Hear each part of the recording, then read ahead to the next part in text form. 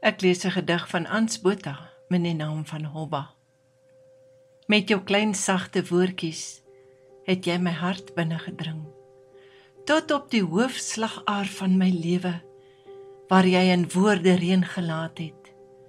Daagliks triomfeer jy my, met die meteorietreën uit jou mond, vol stofdeeltjies na 'n ontploffing, as jou woorde meteorietstowwe uitspuug, terwyl my hart wegswink vir die klipskerwe.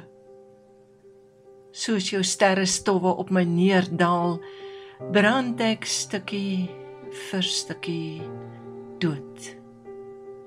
As jou meteorietwoorde my heiligdom binnendring, krimp my hele wese ineen, knak my siege oop vir die val van Hobba.